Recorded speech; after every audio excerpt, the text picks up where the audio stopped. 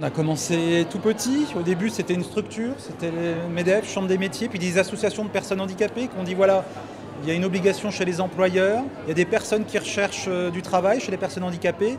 Si on crée une structure, une association sans but lucratif, qui aurait pour mission de faire réunir ces deux mondes-là. Cap Emploi, donc, qui travaille en co-traitance avec Pôle Emploi, accompagne un public qui est pour beaucoup en reconversion professionnelle. Et donc là, ça demande à l'employeur de réfléchir de manière différente en termes de recrutement.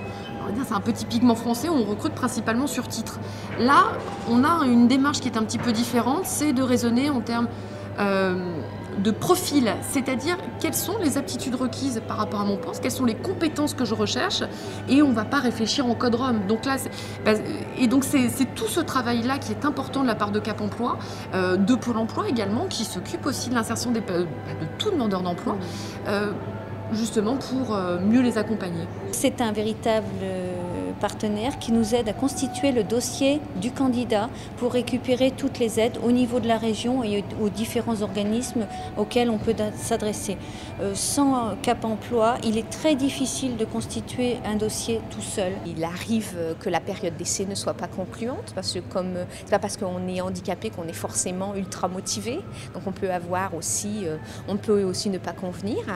Donc comme un autre emploi, il y a une période d'essai qui permet de voir si cela convient ou pas. Mais généralement, dans l'expérience que l'on peut avoir, ça s'est toujours très bien passé parce qu'en effet, ils reconnaissent la chance qu'ils ont de pouvoir accéder à un emploi dans cette période qui est très difficile. Si je mets un focus, parce que nous on est bien sur une intervention marnaise, mais si je mets un focus aujourd'hui sur Reims en tant que tel, aujourd'hui en activité économique et en termes de placement, c'est plus de 50% de notre activité qui est sur le territoire bassin rémois. En 20 ans, c'est 8500 personnes qui ont été reçues et c'est près de 10 000 contrats qui ont été réalisés chez l'ensemble des employeurs. Invest in Reims.